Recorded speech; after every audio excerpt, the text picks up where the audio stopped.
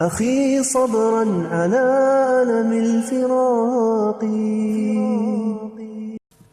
Can I then ask Sister Yvonne, inshallah, to come forward and speak about Afia Siddiqui? For those of you who don't know the case of Afia Siddiqui, it's an extremely important case. It's a case of a Pakistani woman who had disappeared in the dungeons of Bagram, and Sister Yvonne Ridley has begun a project that has not stopped yet, in which she's trying to find out the truth of what happened to this poor woman who is now suffering from all sorts of psychological problems and difficulties in a prison cell in the United States of America. So, Sister Yvonne Ridley, Jazakallah khair.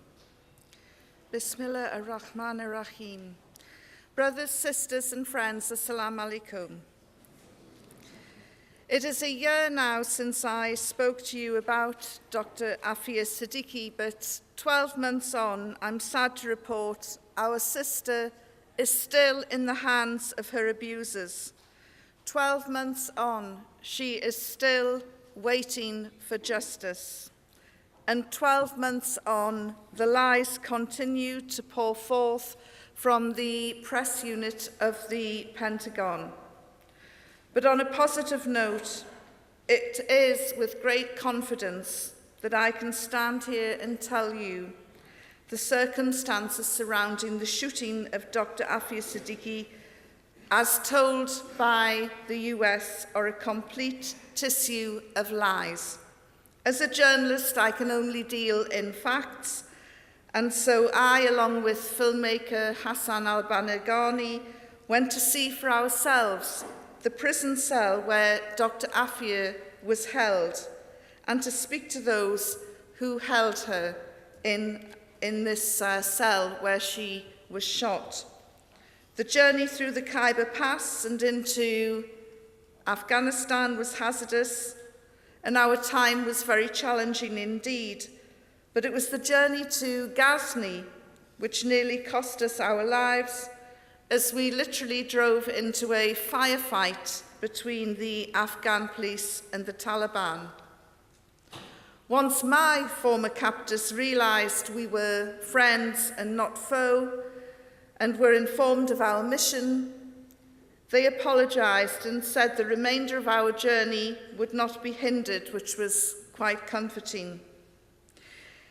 When we arrived in Ghazni, we spoke to the police, the governor, the head of counter-terrorism, and it was quite clear from the eyewitnesses who were in the room at the time of the shooting that Afia did not seize any gun.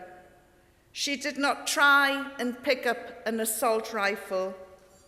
She did not try and attack any one of the dozen or so American soldiers and FBI agents who tumbled into the cell that day in July.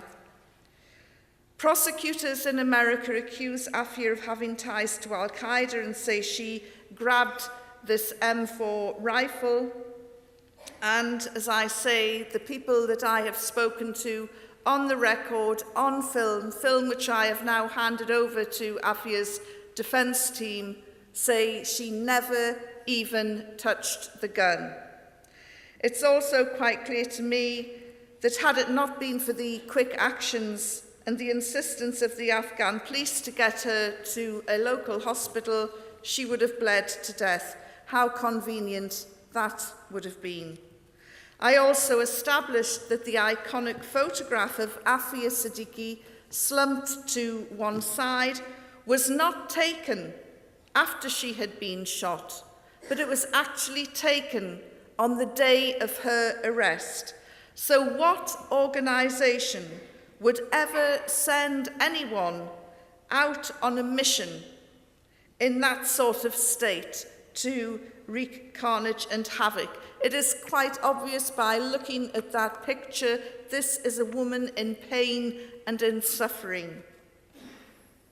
Time after time, the facts that were given to us from the US just did not stack up.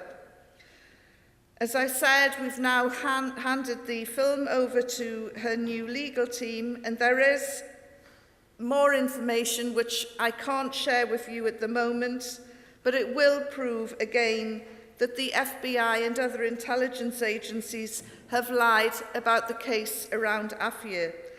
I may even be asked to give evidence at her trial in October. I need you all to pray for justice because the odds are still stacked against her.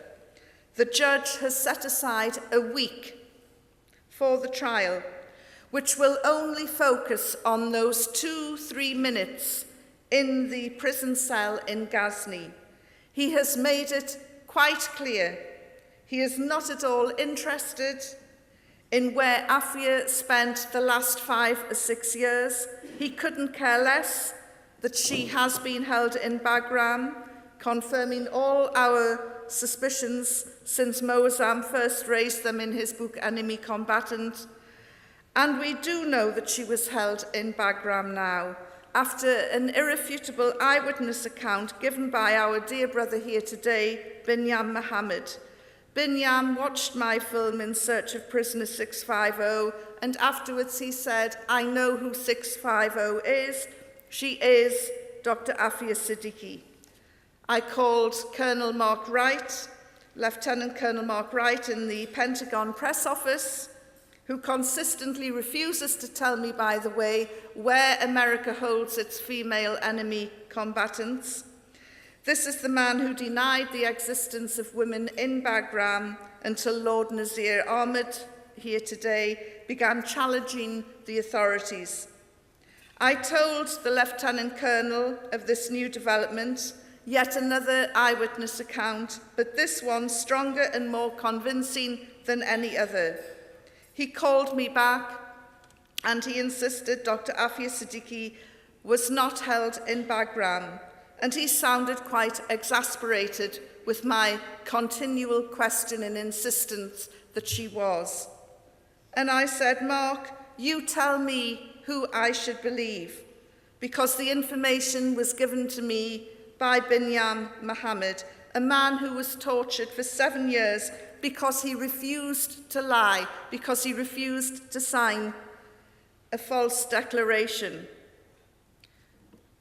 Do I believe him or do I believe you, representing an organisation which took us into an illegal war in Iraq, claiming that there were weapons of mass destruction there? It's a bit of a no-brainer, really, isn't it, who you believe?